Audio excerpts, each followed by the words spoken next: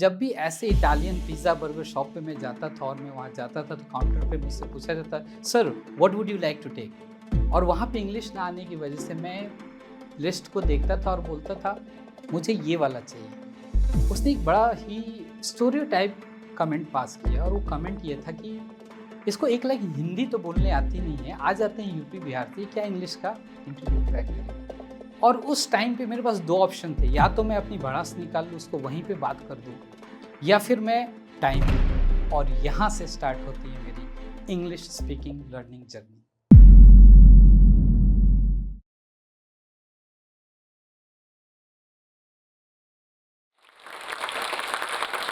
हिंदी हमारी राष्ट्रभाषा, इससे हम सबको प्यार है, बट अगर इंग्लिश है सफलता की सीढ़ी तो इसे भी सीखने को हम तैयार हैं।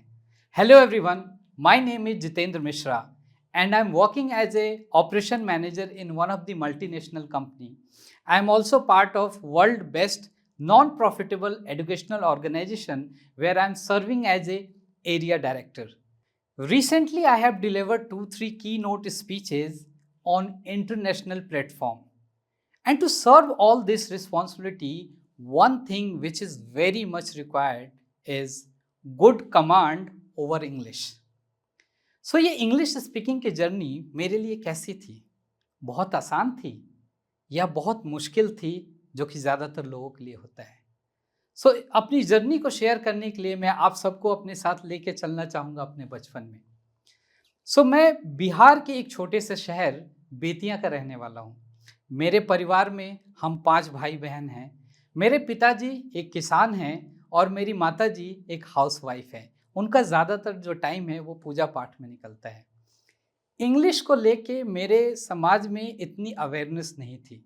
मेरी स्कूलिंग जो है वो एक गवर्नमेंट स्कूल से हुई थी, जहाँ पे मेरा पर्पस होता था कि इंग्लिश में समहाउ 30 मार्क्स स्कोर करना, जो कि पासिंग मार्क्स होता था। इंग्लिश को लेके ना तो कभी ऐसी ज़रूरत पड़ी और ना ही कभी मैंने ऐसा एफर्ट डाला।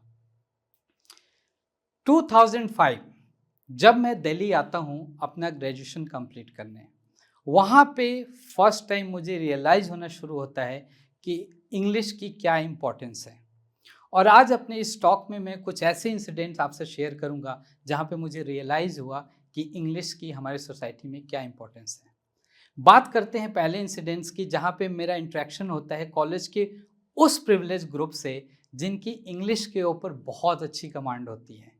और आप जब एक कॉलेज में 3 साल गुजारते हो तो चाहते ना चाहते हुए भी आपको उस ग्रुप के साथ इंटरेक्शन करना पड़ता है। और ये ग्रुप अगर मैं कहूँ तो ये बाली की तरह थे। आपने पढ़ा होगा कि रामायण में एक कैरेक्टर थे बाली, जिनके पास ये अवतार था कि उनके सामने आते ही किसी की भी आधी शक्ति उनके अंदर चली जाती थी। तो ये स्टूडेंट भी मेरे लिए बाली की तरह थे, जिनके सामने जाते ही मेरा सारा कॉन्फिडेंस आधा हो जाता था। और इस आधे कॉन्फिडेंस के साथ आप क्या ही डिस्कशन करोगे, क्या ही कन्वर्सेशन करोगे और क्या ही डिबेट्स जीतोगे। ऐसे सिचुएशन में एक ही चांस है कि आप उसको अवॉइड करो। बात करते हैं दूसरे इंसिडेंट की। जैसा कि मैं बताया कि मैं गांव से हूँ, तो जब भी मेरे गांव से मेरे रिलेटिव्स दिल्ली आते थे, वो मुझे एज ए टूरिस्ट गाइड लेकर जाते थे हिस्टोरिकल प्लेसेस में, जहाँ पे मैं उनको सारे हिस्टोरिकल प्लेसेस दिखाता था। अब मैं ऐसा एक टूरिस्ट गाइड था जो कि लोगों को घुमाने की वजह से पैसे देता था। मुझे पैसे मिलते नहीं थे और उसका रीज़न भी था इंग्लिश। क्योंकि जब भी मेरे रिलेटिव्स आते थे तो उनके एजेंडा में एक बहुत ही स्पेसिफिक डिमांड होती थी, पिक्चर्स क्लिक करने हैं फॉरेनर्स के साथ। और उनका मेरे से एक्सपेक्टेशन होता है ये तो दिल्ली में रहता है, इसकी इंग्लिश अच्छी होगी, तो वो मुझसे कहते थे कि जाओ और फॉरेनर्स के साथ बात करके हमारी फ़ोटो खिंचवाओ। बट मेरी इंग्लिश कमज़ोर होने की वजह से मैं जो दूसरे टूरिस्ट होते थे, जो गाइड होते थे, उनको कोने में ले जाके कैसे भी कन्विंस करके कुछ पैसे दे के और वो फ़ोटो खिंचवाता था। तो इंग्लिश ना आने की वजह से मेरे पैसों का भी नुकसान होता था। एक स्टोरी शेयर करता हूँ जो बहुत ही पर्सनल है। आप सबके लाइफ में गर्लफ्रेंड रही होंगी, मेरी लाइफ में भी थी, जो कि आज मेरी वाइफ है। शुरू से जब भी हम बाहर डेट के लिए जाते थे तो वो प्रेफर करती थी पिज़्ज़ा, बर्गर और एनी इटालियन शॉप। बट मैं हमेशा प्रेफर करता था हल्दीराम। और इसका रीज़न ये था कि जब भी ऐसे इटालियन पिज़्ज़ा बर्गर शॉप पे मैं जाता था और मैं वहाँ जाता था तो काउंटर पे मुझसे पूछा जाता, sir what would you like to take. और वहाँ पे इंग्लिश ना आने की वजह से मैं लिस्ट को देखता था और बोलता था मुझे ये वाला चाहिए। और जैसे ही वो ये सेंटेंस सुनता था ये वाला, वो समझ जाता था कि इसकी इंग्लिश अच्छी नहीं है, और वो बैक टू बैक 5-6 और भी चीज़ उसमें ऐड कर देता था। Sir would you like to add this that, और मेरे 80 रुपए के बजट को 800 तक लेके जाता था। अब पैसों का तो नुकसान हुआ ही हुआ, साथ में मुझे उसने क्या सर्व कर दिया, मैं क्या खा रहा हूँ। तो इसीलिए मैं हमेशा प्रेफ़र करता था हल्दीराम जाना, क्योंकि वहाँ पे छोले भटूरे ऑर्डर करने हैं, राजमा चावल ऑर्डर करना है। सो इन इंसिडेंट में मुझे रियलाइज़ तो होने लगा था कि इंग्लिश क्यों इम्पोर्टेंट है। लेकिन मैं अब लाइफ़ की एक ऐसे सिचुएशन को शेयर करना चाहता हूँ जहाँ पे मुझे एक्चुअली फ़ील हुआ कि इंग्लिश मुझे क्यों सीखना चाहिए। मैंने कॉर्पोरेट ज्वाइन किया, जॉब स्टार्ट की, और बहुत जल्द मुझे ये चीज़ समझ आ गई थी कि कॉर्पोरेट में सर्वाइव करना तो ईज़ी है, बट अगर आप ग्रो करना चाहते हो तो आपको अच्छी इंग्लिश आनी चाहिए।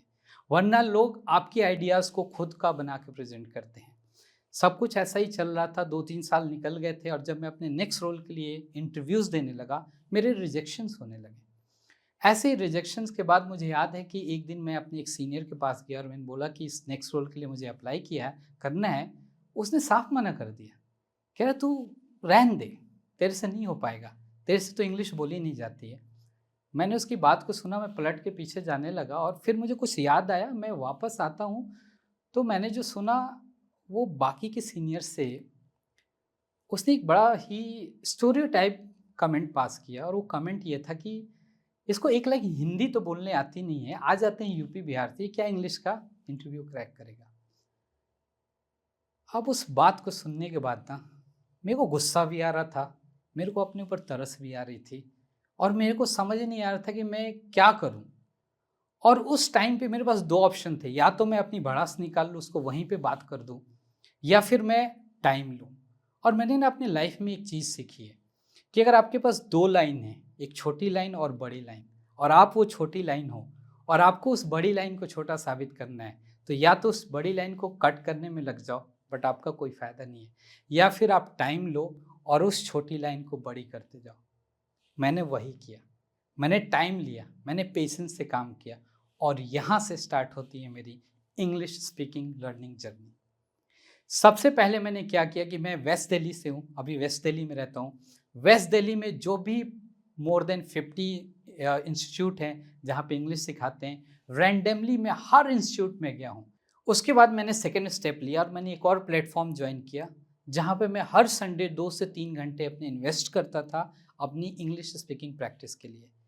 ये जर्नी भी आसान नहीं थी, क्योंकि वहाँ पे जब भी मैं अपने टॉक्स डिलीवर करता था मुझे फीडबैक्स मिलते थे। बट वहाँ पे मुझे एक चीज़ अच्छी हुई कि एक ऐसा एटमॉस्फेयर मिला जहाँ पे लोग बहुत सपोर्टिव थे, और वहाँ पे आपको क्रिटिसाइज़ नहीं करते थे, बल्कि आपको रास्ता दिखाते थे। और जब आपको रास्ता पता हो ना, तो आप अपनी जर्नी पे बड़े आसानी से बढ़ सकते हो। सो इसी तरीके से करके मैंने अपने पब्लिक स्पीकिंग और इंग्लिश स्पीकिंग पे काम किया। अब मैं कुछ ऐसे स्मॉल टिप्स आपसे शेयर करना चाहता हूँ जो आप सब यूज करके अपनी इंग्लिश स्पीकिंग को इम्प्रूव कर सकते हो। पहली चीज़ जो मैंने की थी, वो मैं अपने घर में एक बाउल रखता था।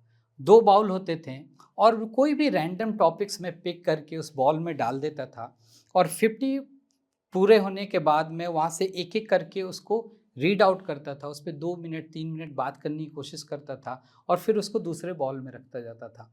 और हर दिन मैं उस टॉपिक को बोलने के बाद उसके बारे में पढ़ता था। उससे मुझे और भी एडिशनल नॉलेज आते थे, और जैसे ही वो बकेट भर जाता था, मैं वहाँ से उनको दोबारा से उस बकेट में खाली करने लगता था, और इस बार मेरा हर कंटेंट, हर डिलीवरी इम्प्रूव्ड होती थी। दूसरी चीज़ की बात करते हैं कि मैंने वीडियो का बहुत यूज़ किया है। वीडियो रिकॉर्ड करके अपने आप को सेल्फ रियलाइज़ करना बहुत ज़रूरी होता है। अब मैं कुछ ऐसे टिप्स देना चाहता हूँ जो कोई भी इंग्लिश स्पीकिंग सीखना चाहता है तो उसके लिए हेल्पफुल होगा। पहली चीज़, आपको अपने कंफर्ट ज़ोन से बाहर आना है और आपको स्टार्ट करना है, जैसे मैंने किया था। मैं सारे इंस्टीट्यूट में गया, वहाँ पे मैंने स्टार्ट किया। उसके बाद आता है सेकंड स्टेप, और मुझे ऐसा लगता है कि ये सेकंड स्टेप बहुत ही इंपॉर्टेंट होता है, क्योंकि फर्स्ट स्टेप में तो आप जब भी बोलते हो आपको फीडबैक मिलता है, और आपके लाइफ में फीडबैक का बहुत ज़्यादा इंपॉर्टेंस होता है, और ये चीज़ मैंने सीखी थी मेरे सेकंड प्लेटफॉर्म पे। क्योंकि फीडबैक ऐसी चीज़ होती है जो आपको बताती है कि आपको कहाँ इम्प्रोवाइज़ करना है, कैसे इम्प्रूव करना है। एक एग्जाम्पल के साथ शेयर करना चाहता हूँ कि अगर आप किसी अनजान शहर में हो, आपको किसी एड्रेस पे पहुंचना है, आप वहां जाते हो और 1-2 माइल्स चलने के बाद अगर आप किसी से पूछते हो कि मुझे इस एड्रेस पे जाना है, तो वहाँ पे लोग आपको, अगर आप गलत रास्ते पे हो तो फीडबैक देते हैं। कुछ लोग आपके बोलते हैं अबे कहाँ गलत आ गया है तू। कुछ लोग प्यार से समझाते हैं कि भैया आप आगे आ गए हो, आपको पीछे जाना है और पीछे जाके सही रास्ता चूज़ करना है। तो ये फीडबैक भी हमारे ग्रोथ के लिए होता है। कई बार हम फीडबैक को सुन के नर्वस हो जाते हैं, अपनी जर्नी वहीं स्टॉप कर देते हैं, तो वो हमें नहीं करना है।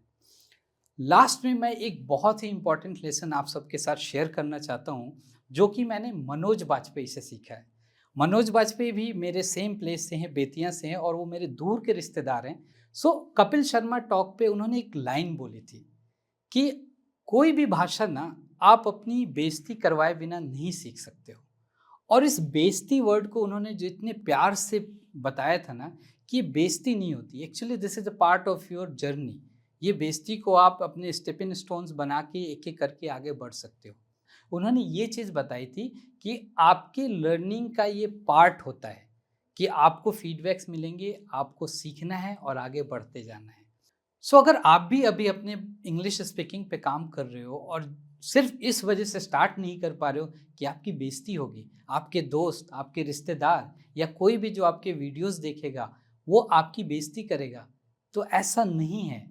अगर आज हमारे समाज में कुछ ऐसे लोग हैं जो आपको आगे बढ़ने से रोकते हैं, तो बहुत सारे ऐसे लोग भी हैं जो आपको आगे बढ़ने में आपका साथ देंगे। तो हमें इस चीज़ से नहीं घबराना है, हमें ट्राई करना है, और ट्राई करते करते एक दिन आप लोग भी अपनी इंग्लिश स्पीकिंग जर्नी को बहुत आगे तक लेके जा सकते हो। तो मैं अपने टॉक को उसी लाइन के साथ ख़त्म करना चाहूँगा जहाँ से मैंने स्टार्ट किया था, कि हिंदी हमारी राष्ट्रभाषा, इसे हम सबको प्यार है, लेकिन अगर अंग्रेजी है हमारी सफलता की सीढ़ी, तो क्या आप सब इसे सीखने को तैयार हैं?